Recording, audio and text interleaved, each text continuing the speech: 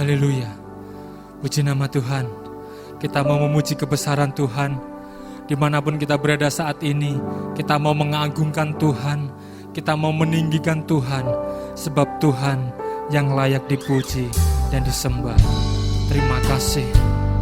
Terima kasih Yesus. Terima kasih. Terima kasih Tuhan. Haleluya. Kami memuji kebesaran-Mu, ajaib Tuhan, ajaib Tuhan, ajaib Tuhan, ajaib. Terima kasih Yesus. Kami memuji kebesaran-Mu, ajaib Tuhan, ajaib Tuhan, ajaib. Kami memuji kebesaran-Mu Tuhan. Kami memuji kebesaran-Mu, ajaib Tuhan, ajaib Tuhan, ajaib Tuhan, ajaib Tuhan. Kami memuji Engkau. Kami memuji kebesaran-Mu, ajaib Tuhan, ajaib Tuhan, ajaib Tuhan. Katakan ajaib Tuhan, ajaib Tuhan.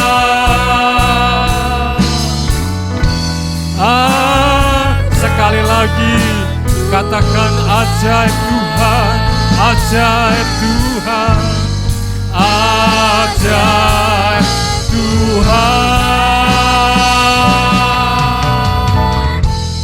ajaib Tuhan. Terima kasih Tuhan. Kami memuji Engkau, kami mengagungkan Engkau ya Bapa. Terima kasih Yesus, terima kasih Roh Kudus. Biarlah Engkau beracara dalam setiap ibadah ini ya Bapa. Biarlah Engkau yang akan selalu ada dalam setiap ibadah kami ini. Engkau yang akan menyertai dari awal, pertengahan hingga akhirnya. Dan biarlah Engkau yang selalu ada dalam setiap ibadah kami, memberkati kami semuanya ya Bapa. Terima kasih Bapa, kami siap untuk memuji, kami siap untuk bersorak, mengagungkan Engkau. Hanya di dalam nama Tuhan Yesus Kristus kami mulai ibadah kami. Amin. Haleluya. Kita mau berterima kasih sebab anugerah Tuhan, kasih setianya selalu baru dalam setiap kehidupan kita. Amin. Haleluya. Terima kasih Yesus. Aku berterima kasih, bersuka di hadirat-Nya. Kau tak ubahkan ratapanku menjadi tari-tarian. Hidupku diubahkannya, hatiku dipulihkannya. Mohon pujian untuk menunaikan syukur bagimu. Ku tak dapat berhenti memuji dan memuliakan nama-Mu. Ku persembahkan hidupku ini, jadikan ku alat bagi rencanamu. Ku tak dapat berhenti memuji dan memuliakan namamu. Ku persembahkan hidupku ini, jadikan ku alat bagi rencanamu. Aku berterima kasih, amin, bersuka di hadiratnya. Dia tak ubahkan ratapanku menjadi tari-tarian. Hidupku diubahkannya, amin, hatiku dipulihkannya, amin. Terima kasih Tuhan. Korban pujian, syukur tunaikan Sembah syukur bagimu, amin. Ku tak dapat berhenti memuji dan memuliakan namamu. Ku persembahkan hidupku ini, jadikan ku alat bagi rencanamu. Ku tak dapat berhenti memuji dan memuliakan namamu. Ku persembahkan hidupku ini, jadikan ku alat bagi rencanamu. Ku tak dapat berhenti memuji dan memuliakan namamu. Ku persembahkan hidupku ini, jadikan ku alat bagi rencanamu. Ku tak dapat berhenti memuji dan memuliakan namamu. Ku persembahkan hidupku ini, jadikan ku alat bagi rencanamu. Rencanamu, rencanamu. Amin. Haleluya. Haleluya. Kita mau mengucap syukur kepada Tuhan. Kita mau berterima kasih kepada Tuhan atas apa yang telah Tuhan limpahkan di dalam setiap kehidupan kita. Terima kasih Yesus. Terima kasih Bapa. Terima kasih Bapa. Terima kasih Yesus. Setiap janji-Mu Tuhan ku simpan dalam lubuk hatiku. Terima kasih Yesus. Terima kasih Bapa. Lewati setiap masalah, setiap tetes air mata dalam hidupku. Terima kasih Yesus. Janji-Mu menopang hidupku, kasih-Mu menuntun langkahku dalam setiap waktu. Penolongku yang aku percaya. Katakan terima kasih. Katakan terima kasih Yesus. Terima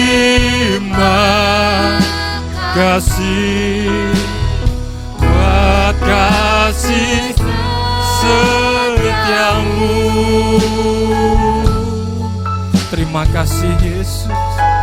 Penyertaan-Mu sempurna, janji-Mu tak pernah terlambat menolongku. Terima kasih Yesus. Terima kasih, ku berterima kasih buat kasih setiamu di sepanjang kasih Tuhan, terima kasih Yesus. Setiap janji-Mu Tuhan ku simpan dalam lubuk hatiku.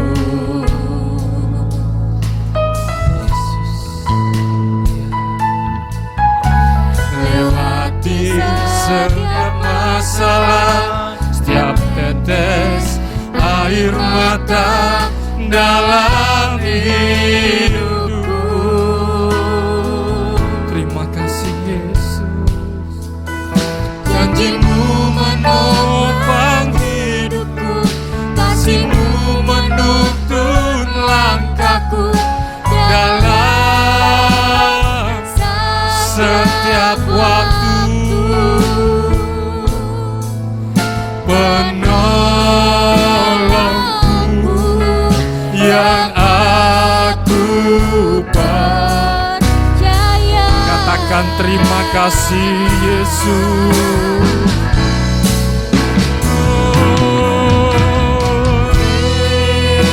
Terima kasih buat kasih setiamu.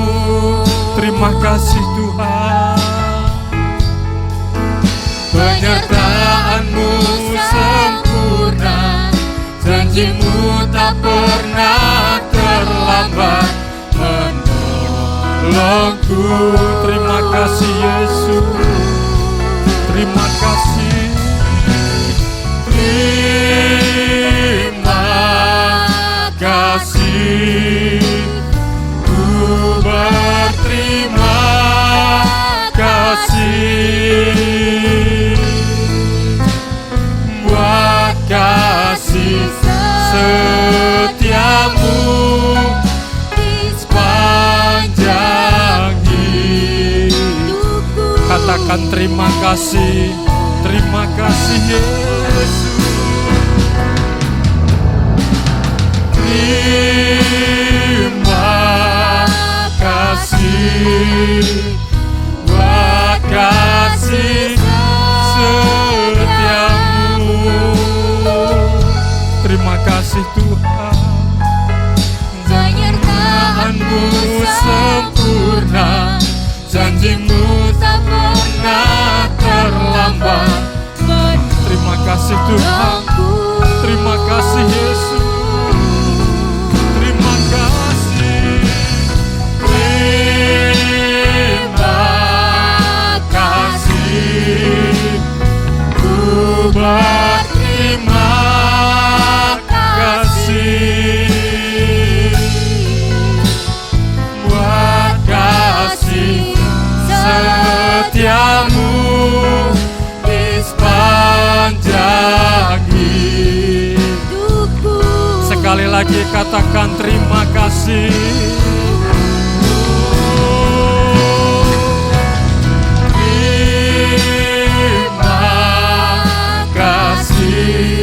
Terima kasih Tuhan, terima kasih Yesus, terima kasih Yesus.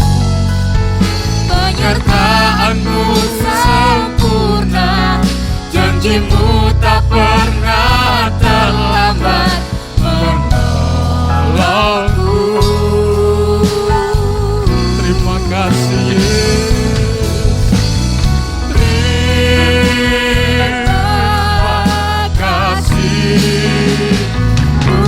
Berterima kasih buat kasih setiamu di sepanjang hidupku. Katakan buat kasih setiamu, buat kasih setiamu di sepanjang hidup. Sekali lagi katakan buat kasih setiamu, buat kasih setiamu di sepanjang hidup.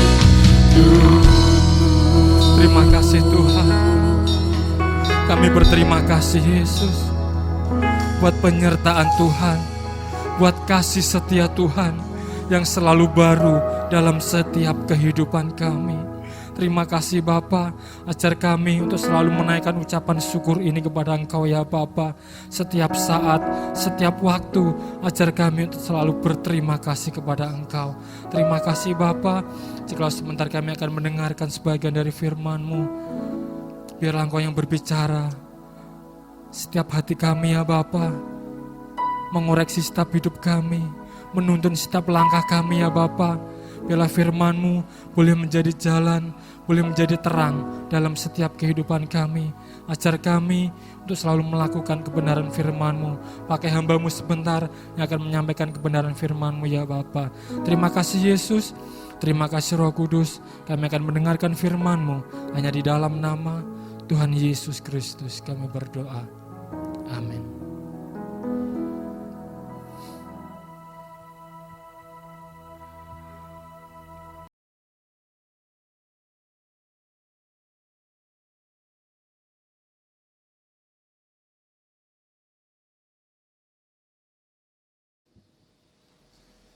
Puji Tuhan, selamat pagi Pak Ibu, selamat kita diberkati Tuhan dalam ibadah kita pagi hari ini yang disertai dengan perjamuan kudus. Saya sangat bersyukur pada Tuhan lewat Ibu Gembala, Tuhan izinkan untuk berbagi kebenaran firman Tuhan. Terima kasih buat bantuan doa Bapak Ibu. Ujian proposal saya, disertasi diundur minggu depan. Ya, besok Selasa saya baru berangkat. Sebenarnya diundur nggak enak ya, jadi terus mikir, tetap terus dukung dalam doa biar Tuhan sertai sehingga ujian ini boleh berjalan dengan baik, nama Tuhan dipermuliakan. Dan akibatnya baptisan air kita mungkin Senin depan, ya diundur tanggal 9. Ini tanggal 2, tanggal 9. 10 ya, hari Senin tanggal 10. Puji Tuhan. Mari kita buka firman Tuhan kita pagi hari ini. Terdapat dalam Injil Lukas pasal 24. Injil Lukas pasal 24, nanti di rumah Bapak Ibu boleh baca secara keseluruhan kisah Yesus menampakkan diri kepada 2 orang murid yang sedang berjalan ke Emmaus. Dari ayat 13 sampai ayat yang ke-35. Tetapi saya ingin bacakan kepada kita semua pagi hari ini hanya di ayat 25. Lukas pasal 24 ayat yang ke-25, kita baca bersama-sama di dalam nama Tuhan Yesus Kristus. 2, 3. Lalu ia berkata kepada mereka, "Hai kamu orang bodoh, betapa lambannya hatimu, sehingga kamu tidak percaya segala sesuatu yang telah dikatakan para nabi." Ya, puji Tuhan, terima kasih buat kerjasamanya dan silakan duduk. Saudara, saya ulangi lagi. Lalu ia berkata kepada mereka, "Hai kamu orang bodoh, betapa lambannya hatimu, sehingga kamu tidak percaya segala sesuatu yang telah dikatakan para nabi." Nah, ini peristiwa di mana setelah kebangkitan Yesus menampakkan diri kepada murid-muridnya beberapa kali. Nah, ini salah satu peristiwa ketika Yesus menampakkan diri kepada 2 orang murid yang sedang menuju ke Emmaus. Dan ketika 2 orang murid ini sedang menuju ke Emmaus, Yesus bergabung mereka dalam perjalanan, dan anehnya mereka tidak tahu bahwa orang tersebut adalah Yesus. Nah, akhirnya bercakap-cakap sampai kemudian perkataan ini keluar dari mulut Yesus yang murid-murid itu masih nggak tahu bahwa itu adalah Yesus. Yesus menegur dengan keras, berkata kepada 2 orang murid ini, "Hai kamu orang bodoh, betapa lambannya hatimu, sehingga kamu tidak percaya segala sesuatu yang telah dikatakan para nabi." Nah, ada 3 teguran di sini yang Yesus berikan kepada 2 murid ini yang kita tahu kalau saudara baca, maka seorang itu bernama Kleopas. Yaitu teguran yang pertama, "Hai kamu orang bodoh."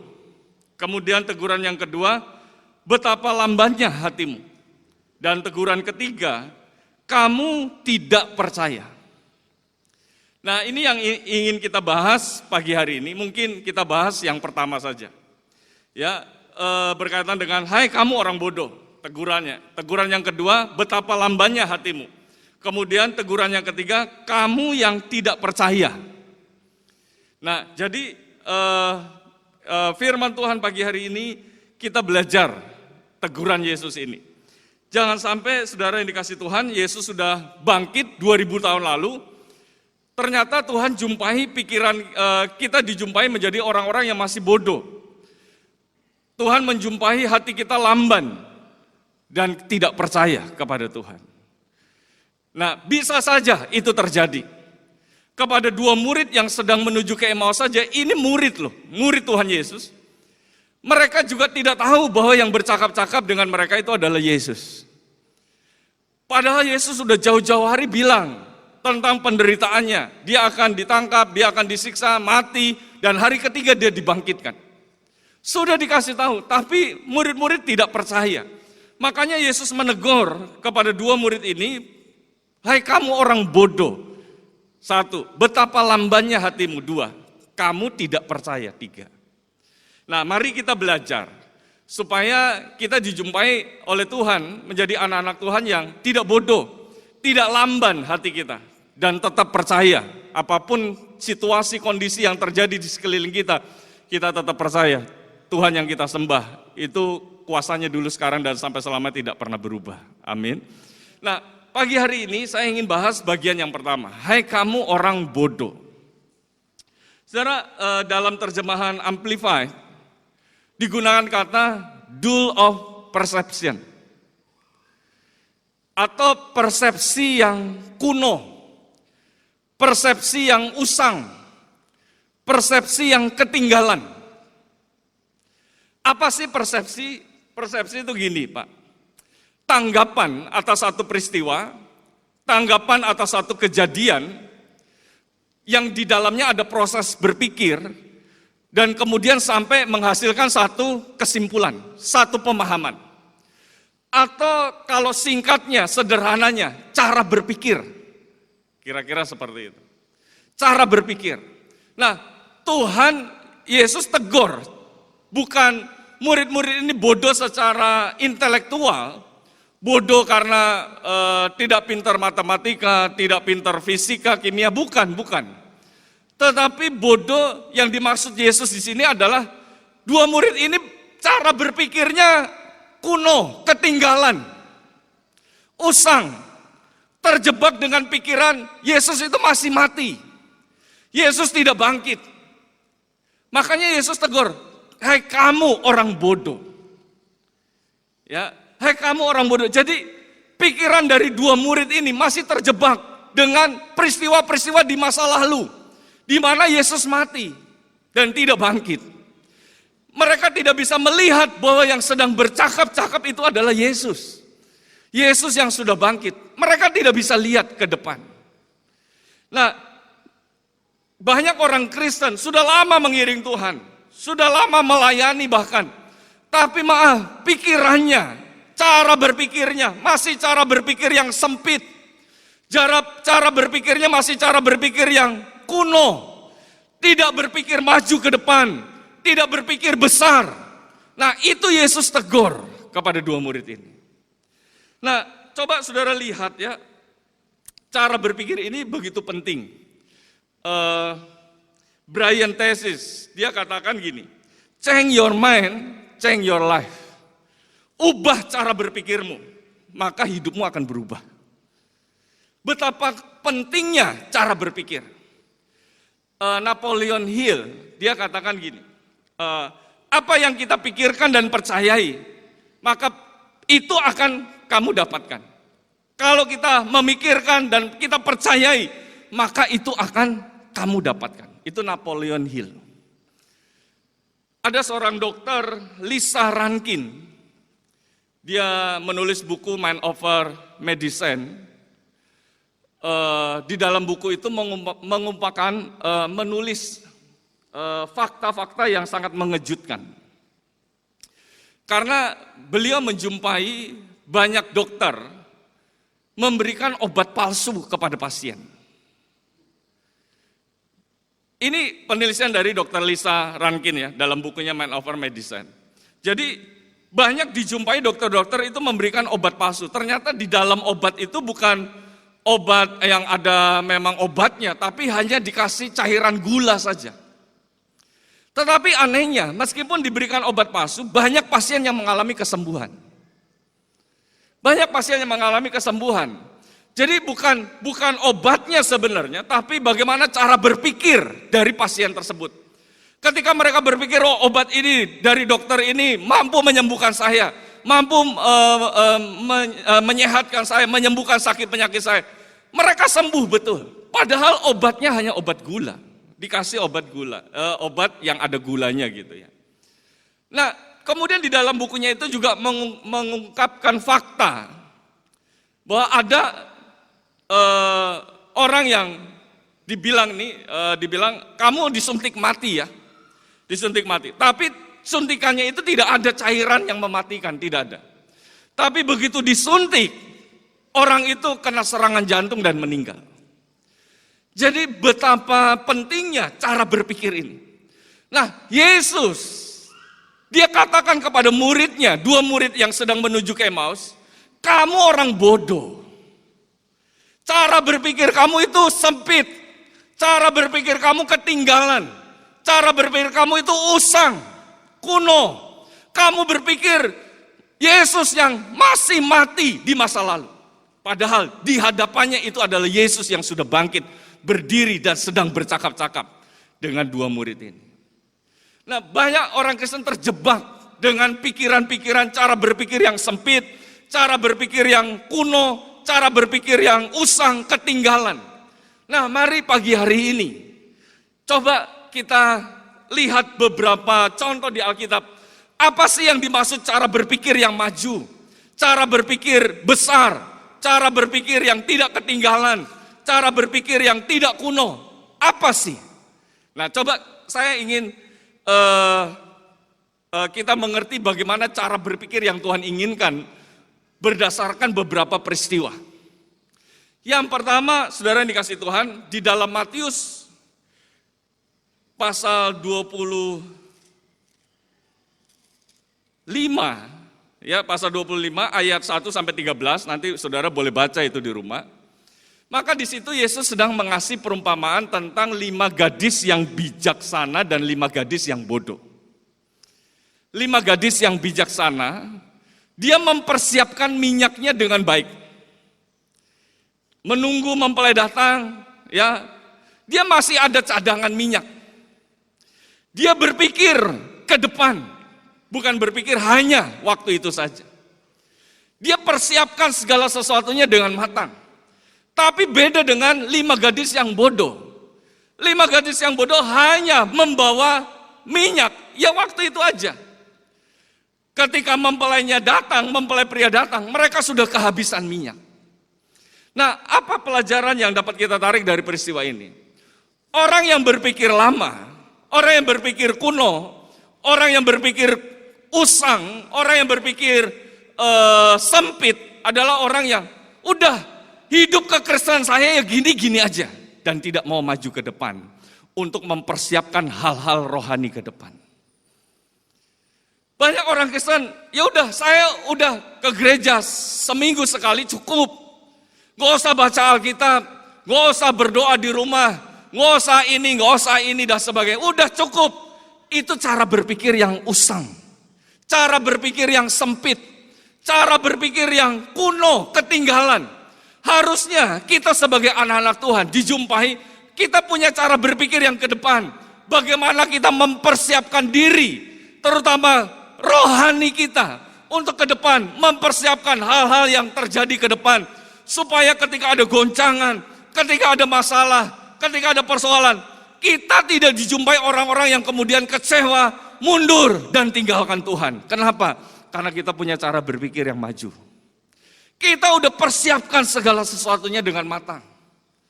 Nah, mari Pak Ibu, saudara yang dikasih Tuhan, hari-hari ini kita harus persiapkan diri kita betul-betul. Jangan kita puas hanya mungkin beribadah seminggu sekali. Kita puas, kita nggak baca Alkitab. Kita puas, nggak berdoa, tidak punya hubungan pribadi dengan Tuhan. Tidak saat teduh, udah gini-gini aja. Dan itu terus dilakukan dari dulu sampai sekarang. Kekristenan kita hanya seperti itu saja. Kalau kekristenan kita seperti itu, maka Yesus katakan, kamu maaf orang bodoh. Kamu harus berpikir ke depan. Harus berpikir maju, melangkah maju ke depan. Jangan berpikir sempit. Jangan berpikir, yaudah saya gini-gini aja. Saya udah cukup puas. Saya udah nggak mau ngapa-ngapain lah. Yang penting saya gini aja. Come on Pak Ibu. Kita harus mempersiapkan cadangan minyak kita ke depan. Amin. Amin Pak Ibu. Dunia ini ingat, makin hari bukan makin baik, tapi makin jahat. Kalau kita tidak mempersiapkan diri kita sungguh-sungguh, mulai hari ini, banyak anak-anak Tuhan yang akan hilang. Banyak anak-anak Tuhan yang akan nggak tahu kemana, terhilang. Karena itu mari persiapkan diri kita. Nah, kemudian peristiwa yang kedua, berkaitan dengan 12 pengintai. Nanti saudara boleh baca itu ya, di dalam kitab mana itu? Yosua ya? Atau Bilangan. Oke, nanti saudara boleh baca itu. Cari, search di Google. Berkaitan 12 pengintai. Diutuskan untuk mengintai di tanah perjanjian oleh Musa. Mungkin di kitab Bilangan. Nah, waktu diutus oleh Musa, mengintai, 10 pengintai memberikan laporan kepada Musa bahwa memang negeri itu negeri yang subur. Negeri yang berlimpah susu madunya. Negeri yang baik, tapi orang yang tinggal di sana itu orangnya raksasa semua. Kita ini bagaikan apa ya? Bagaikan ditulis di situ, cacing mungkin. Bagaikan cacing, mereka itu bagaikan belalang. Mereka itu raksasa. Mereka besar-besar. Kita akan ditumpas, kita akan mati terbunuh sia-sia kalau sampai ke sana. Itu laporan dari 10 orang pengintai.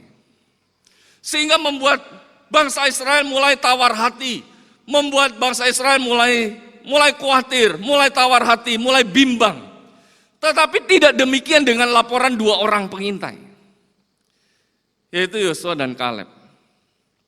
Mereka memberikan laporan bahwa negeri yang Tuhan janjikan untuk kita raih, negeri itu, wah memang itu negeri yang sangat baik, negeri yang subur, memang ada orang-orang raksasa yang hidup di sana, tapi Allah yang kita sembah sanggup untuk menaklukkannya, untuk memberikan tanah perjanjian. Jangan takut, tetap maju masuk ke tanah perjanjian.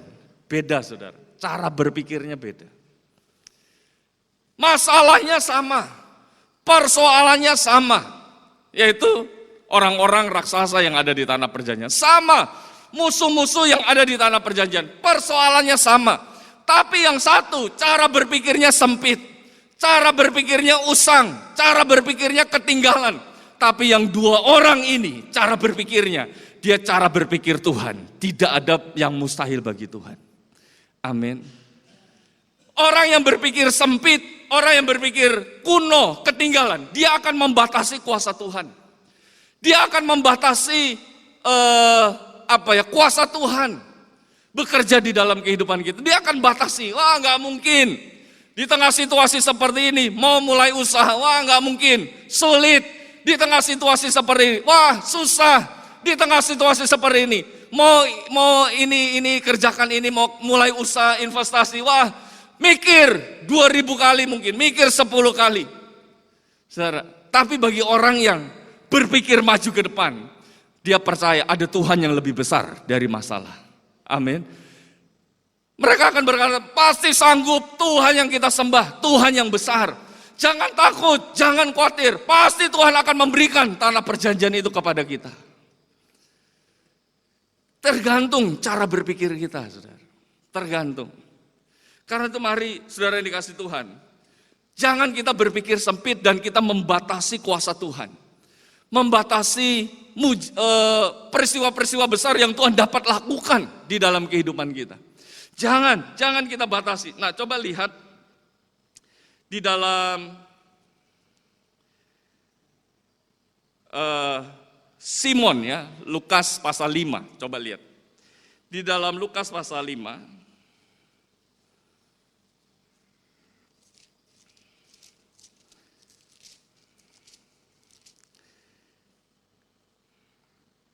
ayat yang ke-5 langsung. Saudara boleh nanti baca juga, perikop ini bagus. Di ayat ke-5, Simon menjawab, "Guru, telah sepanjang malam kami bekerja keras dan kami tidak menangkap apa-apa. Tetapi karena engkau menyuruhnya, aku akan menebarkan jala juga. Karena engkau menyuruhnya, aku akan menebarkan jala juga." Saudara, kalau Simon terjebak dengan berpikir kuno, berpikir yang usang, cara berpikir sempit, saya udah sepanjang malam nih, ubek-ubek danau ini, nggak dapat ikan. Saya udah sepanjang malam, bukannya nganggur-nganggur, bukannya tengak-tenguk, bukan. Tapi udah kerja keras, udah cari ikan, dan saya nggak dapat apa-apa loh. Itu kalau cara berpikir kuno. Tetapi Simon, dia berpikir maju ke depan. Kalau engkau yang menyuruhnya, kami akan kerjakan. Itu cara berpikir maju ke depan. Amin, saudara. Kalau engkau yang perintahkan, kami akan kerjakan. Kalau engkau yang menyuruh, kami akan lakukan. Apapun, kami akan kerjakan. Nah, banyak orang Kristen dalam peristiwa seperti ini, di tengah situasi seperti ini, cenderung untuk kita berpikir sempit, mana mungkin sih Tuhan. Ingat, suara mayoritas 10 orang, tidak jaminan suara itu suara dari Tuhan, tidak jaminan. Meskipun hanya 2 orang, meskipun minoritas, tapi kalau ada bersama dengan Tuhan, kita dapat lakukan perkara yang besar. Amin. Meskipun kita mulai usaha dan orang cibir kita, wah kamu tunggu, terlalu ambil resiko, kamu itu gini, kamu pasti gagal, kamu pasti nggak berhasil, kamu akan nggak sukses dan sebagainya. Nggak apa-apa, orang-orang mayoritas bilang seperti itu nggak apa-apa. Tapi kita ingat, kita punya Tuhan yang tidak dibatasi oleh omongan orang, yang tidak dibatasi oleh akal pikiran orang. Tuhan kita adalah Tuhan yang besar, kuasanya sanggup melakukan yang mustahil bagi kita, tidak mustahil bagi Tuhan. Karena itu jangan takut, jangan khawatir. Kembangkan cara berpikir seperti Simon. Udah sepanjang malam kami kerja keras, tapi tidak menangkap apa-apa. Bisa saja Simon terjebak dengan pikiran itu dan berkata kepada Tuhan, "Tuhan, saya nggak mau tebarkan jala. Saya udah capek, saya udah lelah, saya udah tenaga saya udah nggak ada. Ngapain saya tebarkan jala lagi? Tadi malam aja udah nggak dapat ikan kok." Logikanya seperti itu, nalarnya seperti itu. Itu masuk akal banget.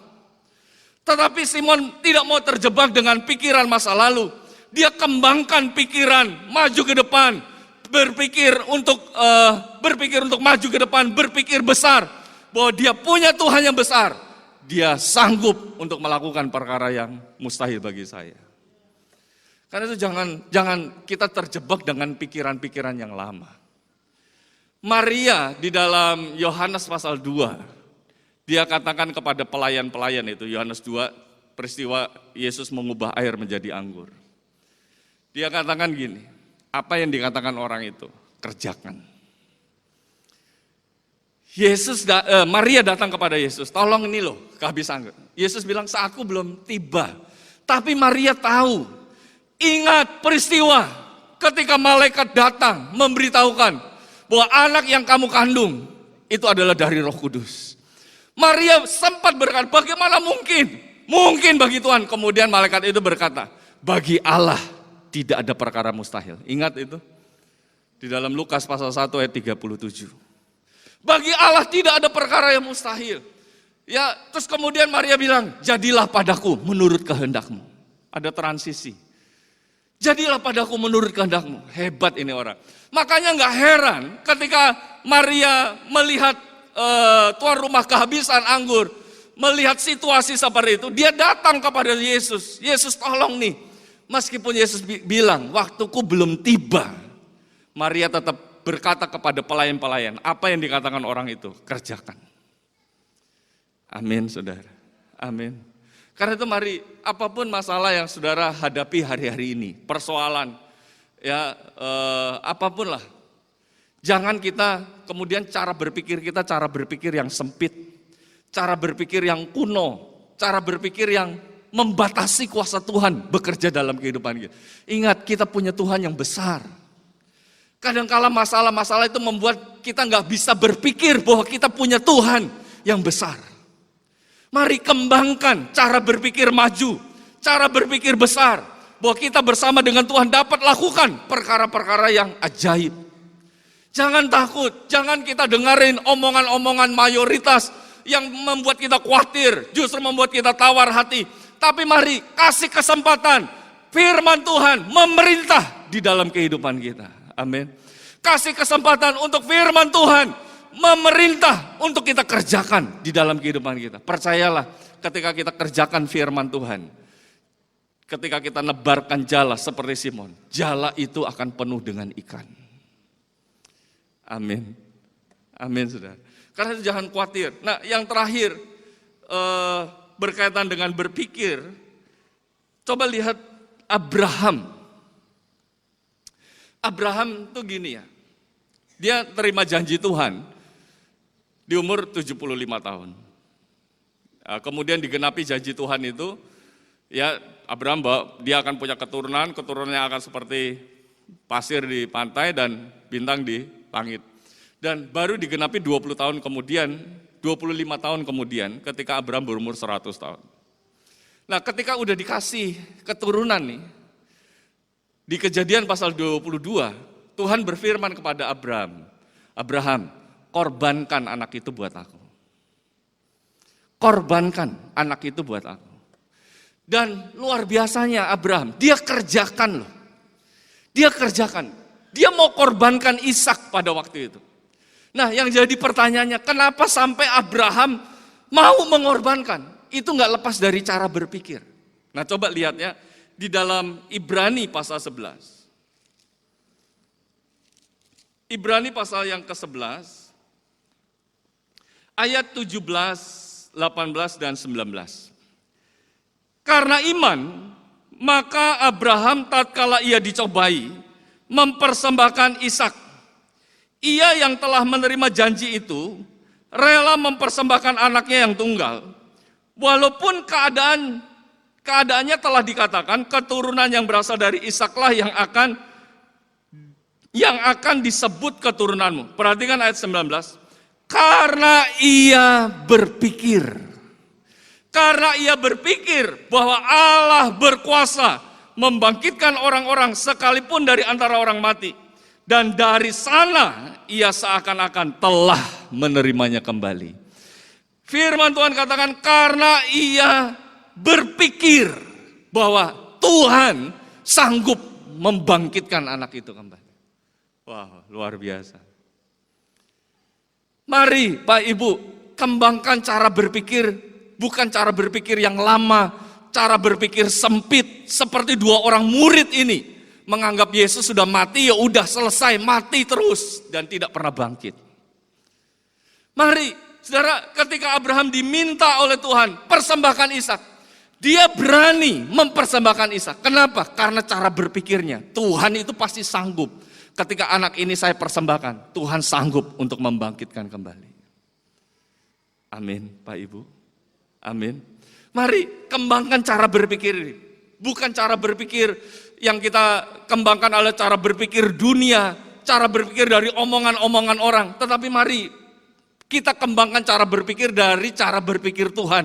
Bahwa Tuhan itu sanggup membangkitkan kehidupan kita. Tuhan sanggup membangkitkan mungkin usahamu yang mati. Tuhan akan bangkitkan. Mungkin pekerjaan kita mulai mati. Tuhan akan bangkitkan. Keluarga kita, rumah tangga kita. Tuhan akan bangkitkan. Dia sanggup melakukan. Jangan kita kembangkan cara berpikir yang dari omongan orang. Wah udah pasti gagal, pasti gak berhasil. Pasti rusak, rumah tangganya pasti hancur dan sebagainya. Mari kembangkan cara berpikir. Kita punya Tuhan yang sanggup membangkitkan sekalipun yang mati. Tuhan akan bangkitkan. Amin. Karena itu mari saudara yang dikasih Tuhan. Di hadapan tubuh dan darah Yesus. Dia sudah mati dan bangkit untuk menebus dosa kita. Dan bukan hanya itu saja, di atas kayu salib pun Dia tanggung segala masalah kita. Karena itu apapun persoalan yang kita alami pagi hari ini, jangan kita terjebak dengan pikiran-pikiran yang kuno, berpikir usang, berpikir sempit tentang Tuhan yang kita sembah. Tetapi kita punya Tuhan yang luar biasa, Tuhan yang sanggup melakukan perkara-perkara yang besar di dalam kehidupan kita. Bahkan Dia sanggup membangkitkan yang mati, Dia sanggup menghidupkan kembali. Percayalah, Tuhan yang sama, Tuhan yang akan sanggup menolong kehidupan kita. Tuhan yang sanggup menyatakan mujizat perkara-perkara besar di dalam kehidupan kita.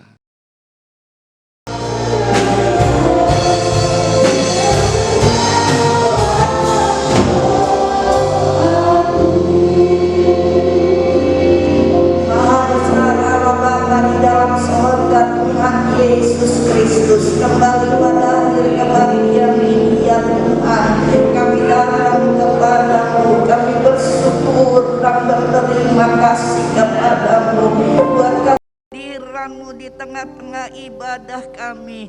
Tuhan sudah berkati kami dengan firman-Mu. Tuhan sudah berkati dengan tubuh darah-Mu yang mengkuatkan kepada kami. Kami berterima kasih buat pengorbanan-Mu. Kami berterima kasih buat kasih karunia yang Tuhan limpahkan kepada kami. Kami yakin seberapa kami yang hadir pada pagi hari ini, Engkau berkati kami dengan sukacita-Mu. Kasih sayang-Mu Tuhan limpahkan kepada kami. Yang sakit Tuhan jamah sembuhkan, yang lemah Tuhan kuatkan, yang mengalami masalah Tuhan beri kemenangan. Hamba-hamba-Mu yang sudah melayani dalam ibadah pagi hari ini, Tuhan berkati mereka dengan berkat-berkat-Mu. Berkati rumah tangga anak-anak-Mu dengan damai sejahtera. Segala usaha yang diusahakan oleh umat-Mu, Engkau bubuhi berkat ke atasnya. Kesempatan ini kami berdoa buat Ibu Lip Rajiarjo yang dirawat di rumah sakit. Engkau jamah dia, Engkau sembuhkan. Saudari Putri juga Engkau jamah sembuhkan dengan sempurna, supaya boleh kembali melayani kerja-Mu. Terima kasih Tuhan. Angkat kedua belah tangan saudara dan terimalah berkat Tuhan. Tuhan memberkati engkau dan melindungi engkau. Tuhan menyinari engkau dengan wajah-Nya dan memberi engkau kasih karunia yang berlimpah-limpah. Tuhan menghadapkan wajah-Nya kepadamu dan memberi engkau damai sejahtera yang seperti gelombang-gelombang laut yang tidak pernah berhenti menjadi bahagian hidupmu. Dan sekarang saudara-saudaraku, marilah kita pulang dengan damai sejahtera, sukacita, perlindungan yang dikerjakan oleh Allah Bapa di dalam persekutuan anaknya yang tunggal, Yesus Kristus, dan Roh Kudus menyertai kepada kita semua mulai hari ini sampai Yesus datang kembali. Terima kasih Tuhan buat berkat-Mu. Kami terima di dalam nama Tuhan Yesus